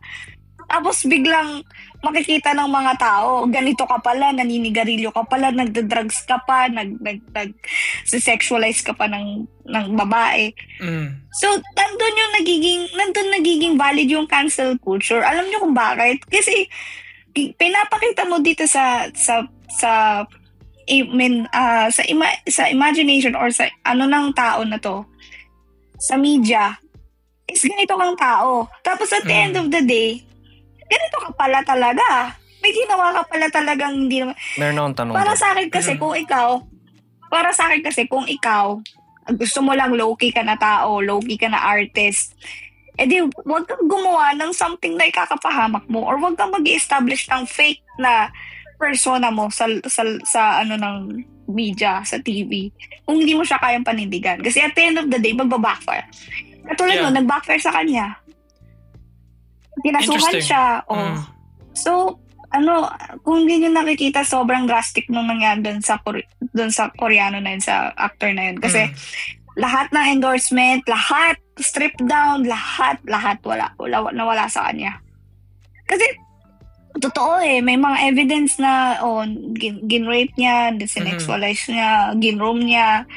So, para sa akin kasi may level of fans or may level of some person. Kunwari, yung example natin, Aldab, di ba?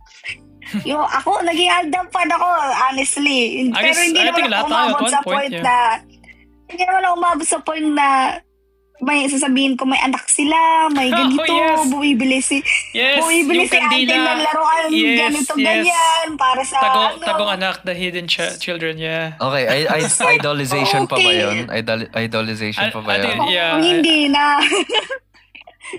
Delusional na yun. Delusional grandeur na yun. Yun yung tinutukoy ko na na worship, na deification sa mga tao. Actually, feeling ko nagkaroon talaga ng religion based on them? Ng kulto based on them? Based sa Aldab? Yeah, medyo weird na yun, pero basically, Nicole, for you, like parang basically, yung hypocrisy yung ayaw mo doon. Yung hypocrisy. Ayaw ko kasi nung ganon. Hindi, kasi totoo naman. Kung gusto mo talagang mag-establish ng ganito ka sa sa media, sige, ganunin mo. Ganon ang mo. Pero wag, kasi nagagalit siya or parang nag-gaslight siya, yung Korean actor na yun na, wala naman po akong ginawang ganito. I've been clean all of my life. Yung ganito, ganyan. Actor days ko, okay naman ako katrabaho. Hindi naman nilalabas kung hindi totoo di ba? Hindi naman siya pwedeng mag-backfire sa'yo kasi kung hindi siya totoo, nag-backfire na. May tao nang namatay because of you. Di ba? Interesting. So, it's something bigger than being a fake personality or a cancel culture. Kasi para sa akin, valid yung ginawa sa kanya na kinancel siya. Why? Kasi pinaniwala mo yung mga tao na ganito ka when in fact, may mga ginagawa kang masama. Nagpapatay ka pa ng ibang tao. Wait lang, yung diba? For context. Ako di ako masyadong aware dyan so like, wala masyadong opinion. So. Yung image ba na tinutukoy mo is like him as an actor or him as a person? Kasi yung pagpapakita kasi ng image mo as an actor, I feel is different sa kung ano yung image mo as a person. Na parang, actually isa rin yan sa mga qualms ko na pinaghahalo na ang personal life pati ang showbiz life ng mga celebrities. Ang dami kong ayaw sa Pero ayun, kumbaga, siguro yun din yung masama. Actually, dahil sa episode na to medyo nagigets ko yung cancel culture kasi yun din yung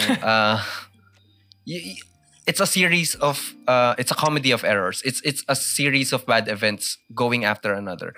Ayun nga, yung parang intense idolization sa mga celebrities ganyan. Tapos dahil gusto pa nilang mag-consume ng content about this celebrity, sinama na nila pati yung personal life. Kaso, ang problema naman doon, yung celebrities, nawawala na sila ng personal life kasi part na ng facade, part na ng brand yung personal life mo. Wherein, dapat personal life mo yun sa'yo yun Kumbaga, show business, is being a celebrity, ang price ba talaga nun is wala ka ng privacy or wala ka ng identity beyond what's being seen by the media, what's being seen by the camera? Kumbaga, yun ka na ba? Kumbaga, kailan ka nag-stop na maging ikaw para sa para sa camera, para sa media, para sa kailan nawala yung identity mo o yung hawak mo, yung hold mo sa sarili mo? Kasi parang ang ang weird na nun na okay, gusto ko lang din sabihin na kailangan ba may mamatay pa bago pa maging malala yung thing? Ayun nga, katulad nung ilang beses ko sinasabi kanina, yung ginawa ng isang tao, mali pa rin naman. It's just that, itong case na to is super extreme kasi nga merong namatay. Mali pa rin kahit walang mamatay. So, kailangan may matay para mag-extreme? Interesting. Sorry, napaisip lang. Meron pa rin. Kasi yung hypothetical natin about sa Michael Jackson pedophile case, like, parang hindi pa yun, so nasa yun sa extreme levels. Hindi, okay. Yung, ayun nga, kumbaga, para sa akin, hindi ko tinitignan sa aftermath yung magnitude ng pagkamali ng ginawa ng isang tao. Katulad ng sinabi ko, what's wrong is wrong. Meron mang mag-suicide after or wala. Alleged man or hindi. Alleged man or hindi. Actually, that's a strong word. Hindi. Yeah. I take that back. I retract my statement. I retract my statement. Okay, ito. Hindi kapag Nicole, welcome! Thank you! Ang ganda ng episode niya. Kapag na-prove na meron kang ginagawang mali yun. Mm-hmm. Regardless sa kung ano yung aftermath, regardless sa kung ano yung ginawa ng mga victims mo, kung nag-speak up lang ba sila or meron silang ginawa sa sarili nila or anything. No one has, regardless kung merong mapunta sa nether or wala, masama pa rin yun. Para sa akin, it doesn't change the verdict na, masama yung ginawa nila. Pero, ayun nga, I still don't follow cancel culture na parang, ewan ko, hindi pa rin ako nakasupport sa cancel culture. Pero siguro hindi ko lang nagigets yung buong context kasi kapag yun yung ine-endorse mo na as in buong pagkatao mo na parang, ayun nga, it's blatantly lying sa mga tao. Mm-hmm. Yun. Tama. Isa yun sa mga testing yung... Oo. Kapag ikaw kasi nagmamalinis ka pa, masama na. Kumbaga pinapatungan mo ng masama yung masama mong ginawa. Kapag nagmamalinis ka pa. Actually, babalik din tayo sa sinabi ni Nicole kanina na parang iba yung sobrang magkaiba sa spectrum yung tinatanggi sa tinatanggap na at nagsa-start na magbago. Sobrang layo nung dalawang yun sa spectrum na yun na parang kapag ikaw nagmamalinis ka pa pero alam mong mali yung ginawa mo, bakit ka pa nagmamalinis? Andun na eh. Kumbaga, kapag gumawa ka ng mali, aminin mo na yung mali. Ano yun? Kinakain ka na ba? Well, syempre yung public, I guess yun yung parang doon, yung other side of the coin kasi like, may certain expectations kasi sa public figures, right? Like parang... Ayun yung sinasabi ko. Na merong standard so like, parang, sa kanila. Do you think like parang tanggalin na yun? Yung ganung culture of a public figure of like upholding good values basically. Kasi parang yun yung other end of the coin eh. If you feel like na parang public figure shouldn't like be held in a higher standard, and ang idea mo is i-treat sila as any other people, paano ba? It's just, anong tingin mo dun if like parang, ano ngayon yung next phase nun? Kung yun yung parang ground level. Kasi para sa akin, kaya may ganong standard, in a sense, kasi parang yun yung reach kasi nila sa tao is hindi katulad ng reach natin na normal na people lang na like walang audience basically. I think meron kasing responsibilities na naka-attach doon sa reach mo, sa pagiging public figure mo, I guess. The larger the fans mo, quote unquote, the larger your responsibility is para sa kanila. To a certain extent, I guess parang may hot take na naman ako. Hindi siya pwedeng 100 or 0 para sa akin. I feel like it could be a 50 or something. Like parang pwede ka magkaroon ng private life. Pwede maging ipagsabay yun. Na meron kang responsibilidad sa tao. Pero meron din sila dapat na tawag dito na room to be private para sa akin. Kasi I feel like if 0% yun, na para let them be human, ganun. Wala na silang accountability. Na parang tao lang din pala. May mga people like, may mga people like, name drop ko, like Western influencers tayo, si Sneeko, Aiden Ross, Andrew Tate, yung mga ganyan. I guess yun yung other end of the spectrum. I guess sa parang yung ganun responsibility, like parang, yung ganun perspective na like parang, ano sila, ganun yung reach nila, parang nagiging negative na yung impact. Yun yung parang fear ko kasi kapag pinabayaan lang sila at hindi sila in-uphold or hindi natin i-uphold yung mga public figure to a certain standard na we agree at least as a society na ito yung standards na at least ito try na i-uphold ng mga public figures. Let's say like, at least malinis or alam mo like parang may mabait at least, alam mo yung mga ganun like qualities na dapat i-emulate or at least masarap makita, I guess. Kasi other end of the spectrum is yung mga ganung people na nade-devalue yung natin, social, yung culture, parang ganun. I don't know, ikaw Nicole, do you, kasi I feel like si Aldous, may bubuhay lang ng hot take siya. Pero that's my perspective kasi pwede siya mag-50 lang eh. Kasi pag masyadong 0, like masyado na siya like Ikaw, anong tingin mo? I bid 25. Sige, go. Interesting. 15% sugar level. Charot. May namiss ko na yung milk tea. Hindi, parang sa akin din, dapat ako kasi mas maganda na nasa neutral ka lang, nasa gitna ka lang. Kasi pag sinobrahan mo, wala nang babalik sa'yo at babalik sa'yo yung kung ano yung, magre-reflect sa'yo kung ano yung ginawa mo. So, kung gusto mo talagang maging, exemplar or like, ipakita mo na lang yung craft mo or yung ginagawa mo. Kunwari, kung actor ka, actor, then be a great actor. Kung songer ka, pakita mo, ginagalingan mo in some way. Kasi, ayun nga, at the end of the day, interpretation na ng mga tao yan kung ano ka. Kasi, nagbe-base sila kung ano yung pinapakita mo at kung ano yung sinasabi mo. So, at the end of the day, ayun nga, parang pag tumingin ka sa isang art, hindi mo naman pwede sabihin, uy, ganito yung tinitingnan mo dyan ito yung message ko dyan, ganito, ganyan, ito yung, hindi mo naman pwede diktahan yung tao na ganon, kasi magkaiba tayo ng tingin, magkaiba tayo ng mata. So, kung yung nakikita mo ay hindi ko nakikita, then, hindi possible na makita ko kung ano yung gusto mo ipakita. Not unless sabihin mo or like, i-ano mo sa utak namin na ganito yan or kaya naman okay, nakikita ko na, nagigets ko na through my own realization. So feeling ko para sa akin, lang din ako, parang approve din ako sa sinabi mo na parang yun nga, neutral ka lang or kaya don't give everything. Yun, ikaw, Aldous. Interesting. I guess si Aldous may pa-outlier ngayon, I guess. Actually. Hindi, okay, pero go. I-thesis statement mo yung yung hot take mo. Sobrang ganda nung argument mo, Sign, dun sa na I mean, I was okay, hindi ko napapangatiwaran nun, pero it sounded as if wala na akong wala na silang accountability or parang equal level na ng accountability yung mga na hindi, tao din naman yan, okay na yan, na ganito ganyan. Tama ka, malaki yung reach nila. Tapos merong certain amount ng certain level ng values na dapat nga i-emulate nila. Totoo yun. Ang gusto ko lang din mabanggit about it is that merong certain degree ng pagkakahiwalay ng artists sa influencers. I'm really sorry for using that word, but I really influencers. Kasi yung influencers, yun yung ang branding nila is mang-impluwensya ng tao eh. Yung artist gumawa ng art.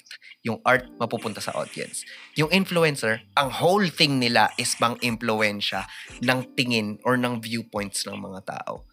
Yun yung mga dapat na mag-emulate ng nasa intention na nila yung Yeah. So, sila yung dapat na mag-emulate ng mga mabubuting tao. Yun yung para sa akin, yun yung mga mas dapat na kasi yun yung ini-endorse nilang sila eh. Na parang ganitong mang-influence ako ng tao. Siyempre, influence mo sila sa tama. Hindi maging alpha, yung mga maging na mag-steroids. Kasi yung perspective ni Nicole kanina, to bring it back, yung hypocrisy siya napipikaw na inis. Like, to bring an example doon sa Andrew Tate shit, like, yung alpha male, ito yung image niya pagiging lalaki. Pero meron sila mga ganitong court cases about sa nila, pag traffic ng mga babae, ganun, parang it stands against everything na parang sinasabi nila na So, again, allegedly, hindi pa siya legally, hindi ko alam.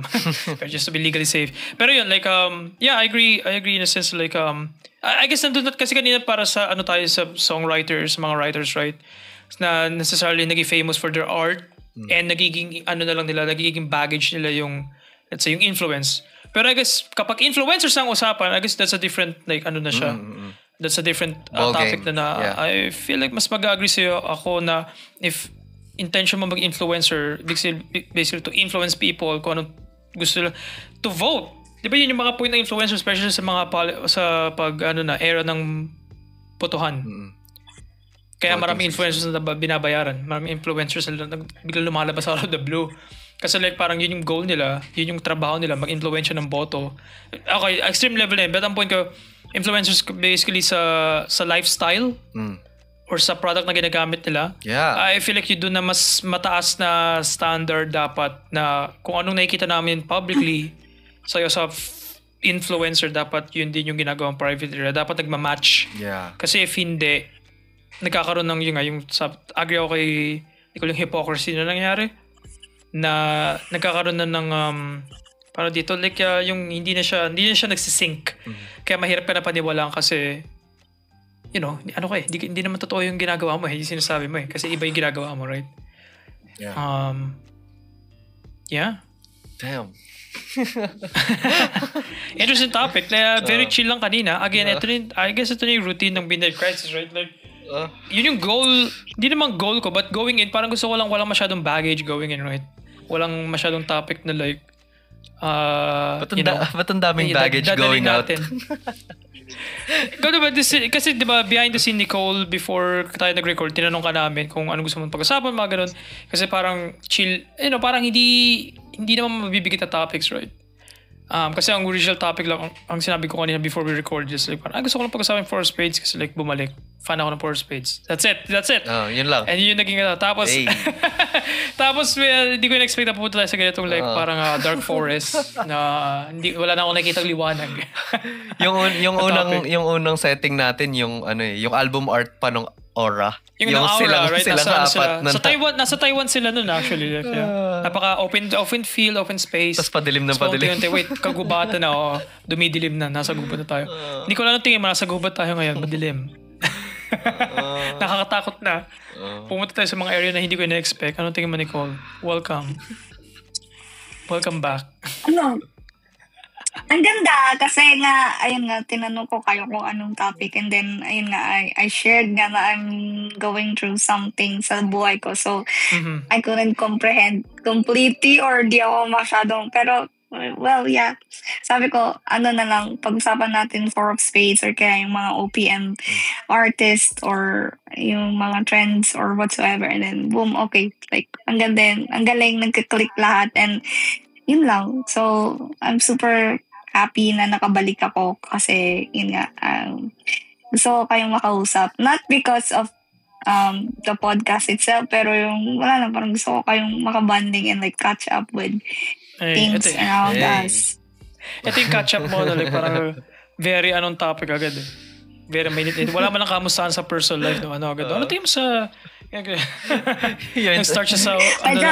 Medyo kinabahan ako kasi nag-disagree si Aldos kanina dun sa sa Aura na kanta and then like si Sign parang ready na siyang lumaban at any moment. At yan yung parang kung napansin mo, mas mainit ako kapag yung mga topic medyo maliit lang. Like kunyari parang gusto ko ng peanut butter, ayaw ko ng Hawaiian pizza. Like why?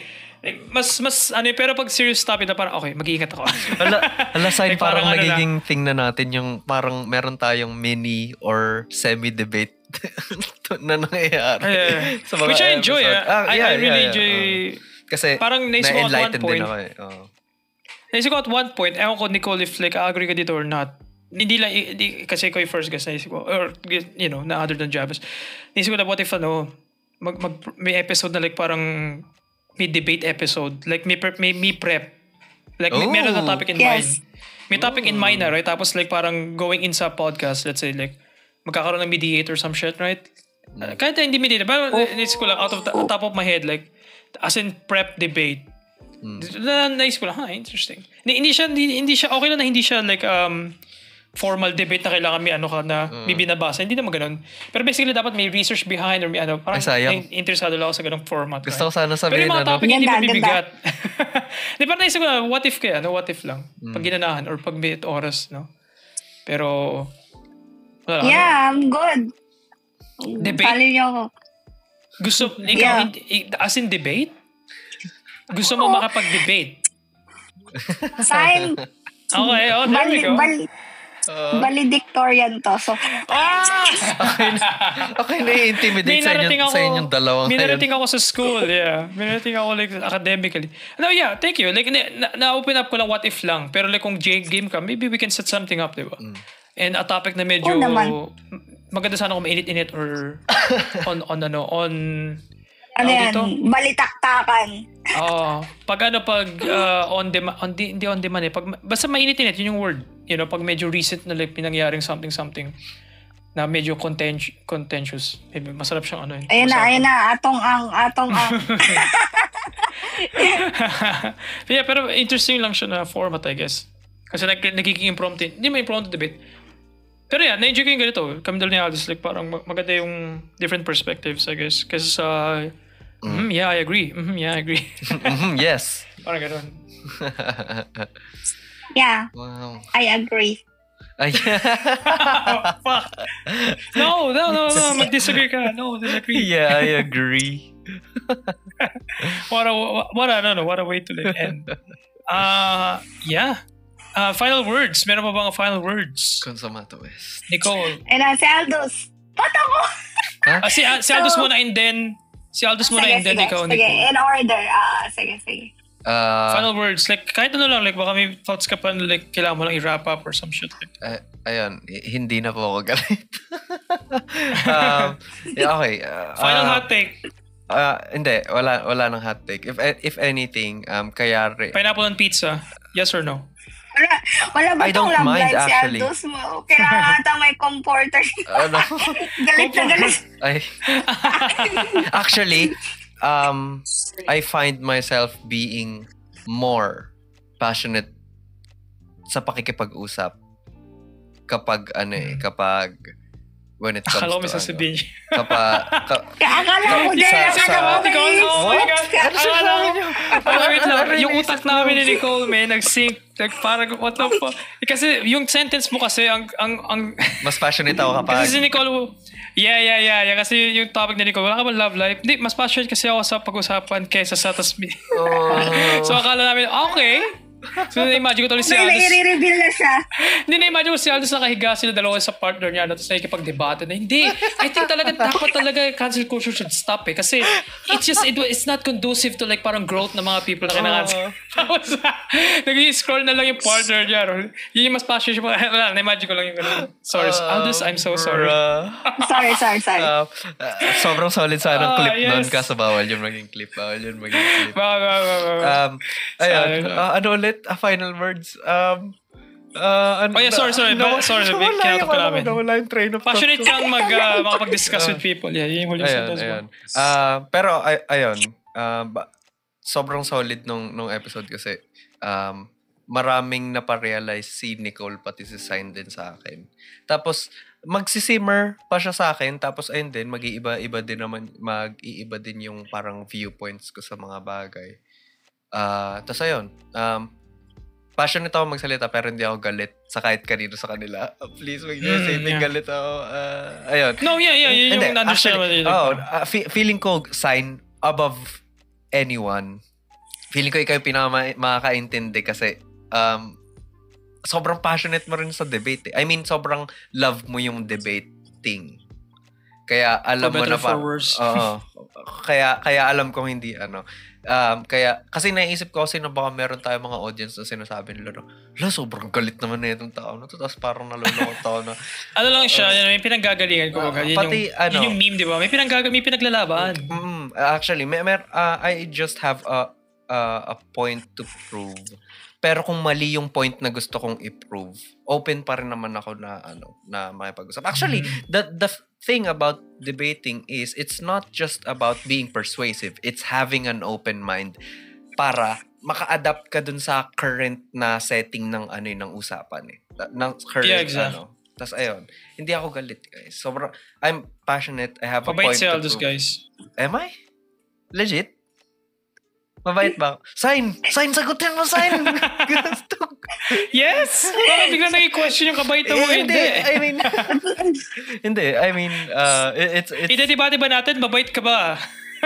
No, ako ikaw yes. Affirmative side, ikaw ako yung negative side. Actually, medyo na-conscious tuloy ako na parang, ito yung unang episode. Guys, nakapag-message kami ni Nicole before this, pero sobrang minimal ng message namin. Sobrang minimal na message namin. Yung tungkol lang sa episode 20, yung greeting, tapos yung sinuggest ni Nicole na mag-shoot kami ng video ng episode together, kaming tatlo. Tapos after nun, wala na. Ito yung first time, yeah. Na makipagsalamuha ako. Nahatsitagad si Nicole sa mga hot takes. Oo. Medyo na-conscious tuloy ako na, hindi naman ako laging ganito. Na parang, hindi ako ganito kapalaban palagi. Dito lang dumaan yung current, I guess. Ito yung river. For this episode, dito yung river, I guess. I just really want the best for the music industry, for the Philippines. And the music industry. Wow. Every industry in general. Ayun lang, hindi ko lang, kapag meron lang ako napapansin na parang, I don't think this is optimal. Yun yung nagiging passionate ako na nagtutunog galit ako. Although kanina nagalit talaga ako kasi naalala ko Ayun lang. Alright, there we go. Punitin ang sedula. Ikaw, Nicole, final words. Dahil sa very hot take episode pa lang nangyari. Akala ko like chill OPM episode lang, but napunta tayo sa mga deep waters. Hindi, ina-assert ko lang si Aldous na galit siya. Pero I know naman na he's not galit. I can feel the passion sa pagsasalita niya and talagang merong laman. Ayun nga sinasabi ko kay Sign palagi. I mean, nung last time na nag-chat ako sa kanya ay sabi ko, I think I'm impressed kay Aldous kasi very articulate and may laman yung sinasabi niya and then it's not something blabbering lang. Yun nga. Kagaya, nung nag-uusap kayong dalawa, ako nakatingin ako, nagkikinig lang ako. Kasi it's meaningful. Kasi sabi ko, ang galing nilang dalawa kasi talagang may both points and all. And masasabi ko dito sa episode, kasi thank you din sa inyong dalawa kasi pinagbigyan niyo ako na isali niyo ako dito ulit. Pero, ikaw yeah. Hindi, nahiya ako na mag-reach out ulit but thank you talaga. Guys, pwede today? Gusto mo palang sumama. Yeah. Sabi ko nga kay Sign, wag kang mahiya kasi tagal natin magkaibigan tapos hindi mo na-approach. Like, what the fuck, bro? Like, tapos... kasi time nyo, like, we're daw sa time nyo, right? Like, parang, kukuha pa ba ako ng more? Ganon. Tapos nagtampo ako kay Aldous kasi ito, sinabi niya, sige. Oo. Hindi, feeling ko nagtampo siya sa'yo, pero sa akin siya ewan ko. Nagtampo ako sa kanya.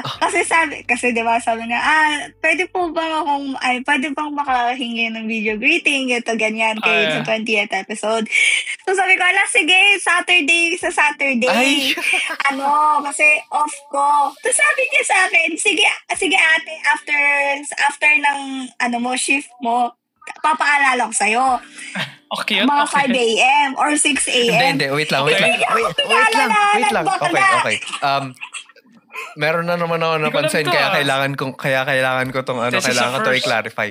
Ang sinabi na term ni Nicole verbatim 5:00. Inisip ko 5 p.m. yon. Kasi who in their right mind yung mag-iisip sa 2 5:00, 5 a.m. or 5 p.m. na ang una lang pipiliin ay matatapos trabaho niya 5 a.m. 5 p.m. yung madalas. Yeah, di ba? 9 to 5. Yeah, hindi alam yung work mo. Yun. Hindi ko alam kung kailan yung ano niya. So, yun lang. Hindi alam na overtime Hindi ko alam. overnight yung work mo. Kumbaga, ayun lang. Gusto ko lang i-clarify yun. Kay Nicole sa audience, pati kay Sain. Ay, katahimikan. Nicole, yun lang. banat! Sabi niya, alas 5. Ano sa'yo? Ano sa'yo, Nicole? Ha? Ano mo? Anong counter mo dun? Sabi daw niya, akala niya 5 p.m., hindi AM. Okay, sige, babalikan ko yung phone mo. No! Binabalikan ko rin right now. Okay. Sa kaliwa, Nicole. Sige. Wait lang. Sige. Sabi ko, sige, Nabasa after resibo. ng work ko by SAT, okay lang ba? Tapos sabi niya, yes, it's super okay. Hindi rin naman alam design kung ano nangyayari. Ganyan. Would you like me to remind you by then? Siya nag-offer. Okay. Sabi niya, okay, what time matatapos work mo sa Saturday? Ayan na. Okay, fine. Alas 5 sabi ko. Ano? Pakiulit yung Pakiulit nga. On the record. Paulit-ulitin mo yung sinabi mo on the record. Ano sinabi? Ipakita mo nga. Ano sinabi? Labas nga sa camera yan. Ipakita mo sa camera. Screenshot ko to. Gagawin ko tong content. Oh my God. Ayan, alas 5. Alas 5. 5. Alas 5 is still 5. Nicole, you know what this means, right? You know what this means. You're canceled. It's over. Your career is over. Tapos ka na. Your career is Get the over. fuck out of here. Okay, wala ka na Bye-bye. Facebook. We're gonna cancel you. Bye-bye. Sabi niya pa, got you. Sige. Live. Walang AM Alas 5 no. AM. Walang alas 5 AM Diba? Hindi, okay. Feeling ko, ito, to keep the record straight, feeling ko naman, di naman ata kami magkagalit ni Nicole ngayon. Hindi, na-own mo si Nicole. Live. Take that victory. Take the W, you know? Napahiya mo si Nicole. Live. Hindi. Ito, actually, I will give credit where it's due. Ayun, parang What? Nagbabait-baitan pa, you know? Hindi, ito para kasi Humble pa, you know? Pero deep inside, fuck you, yes! Yes! Mamaya magme-message na yan. Bakit mo sinabi? Hindi. Hindi, magme-message sa inyo na thank God, pinakita mo sa kanila na alas 5, napahiya ka tuloy. Hindi, ako ang tama dito, akala mo ba? Hindi, ito. Kasi feeling ko kaya doon nag-start yung misunderstanding kasi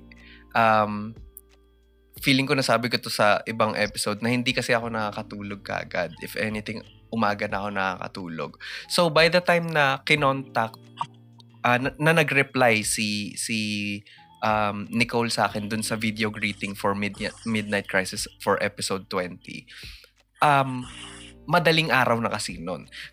Kaya siguro hindi niya nasabi na 5 a.m. kasi 5 a.m. yung pinakamalapit na time by then, kahit sa Saturday yung tinutukoy niya. Ako naman, ang misunderstanding on my part naman is alas 5, tapos naisip ko kagad na ang common na trabaho ng mga tao is 9 a.m. to 5 p.m. Kaya 5 p.m. yung naging interpretation. Kaya doon nag-start yung yung miscommunication. Pero ito, gising naman kami. Pero pinahiya mo si Nicole. Gising naman kami pareho nung Saturday morning, I think. Yung importante. Gising tayo pareho nun, 'di ba? Tapos nag-message ka na lang sa akin na hindi ka na nagpaalala sa akin, parang gano'n. Tapos doon ko nalaman na akala ko 5 p.m. Pero 'yun, gising pa rin naman ako, hindi ko lang nasabi na 5 a.m. kasi hindi ko alam na 5 a.m. Ayun lang. Nagma-mansplain na ako. Nag-send pa yan ng alarm. Ng 5 p.m. Oh my God. Okay. Ng 5 p.m. Okay. Diba thoughtful naman ako? Thoughtful naman ako. Ano ba yun? Okay. Wow, what an episode. Thank you, Nicole, for being here and willing na nandito ka and mapahiya live. Salamat. But yeah, seriously, thank you dahil short notice. Ako mismo nagsabi na, hey, trip mo ba? Baka next week ikaw nagsabi na, hey, why not ngayon? Kasi nag-usap lang tayo the other day. So akala ko like para magsaset up pa tayo para sabi, hindi, sige ngayon. Kahit masama pakiramdam mo, medyo masama sabi mo kanina, but thank you for giving your energy, time dito. We really enjoyed yung presence. And yeah, what else? Yun na. Follow us on every, alam nyo na, TikTok, Instagram, Facebook, Spotify, follow, subscribe, like, subscribe, follow. And that's it. Very eventful episode and very enjoyable kung trip nyo mag-debate, pero kung ayaw nyo narinig yung away kasi nagsasawa na kayo na narinig yung away yung nanay-tatay nyo, hintayin nyo lang next episode. Next episode na kayo maghintay dahil may bagong episodes na I think bati na kami next week, okay? Grabing remark yun. Sorry, masyadong mainit. Mainit, hot seat episode, okay? Pero, daw? For now. Mag-message nga ako. Ano sinabi mo? Yung personal, Pero yeah, audio version, Spotify lang nyo na. And that's it. See you next Friday, everybody. And goodbye. I hope you enjoyed. Bye. Bye. До свидания. Bye.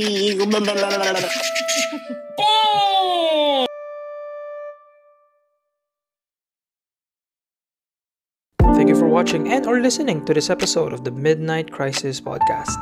Maraming salamat sa mga taong to for making this possible. Aldos de la Peña, creator of the main theme, audio editor, and content producer. As Gardose for the concept art, and Joey Pakulan for being our graphic designer and creator of the visual identity of Midnight Crisis.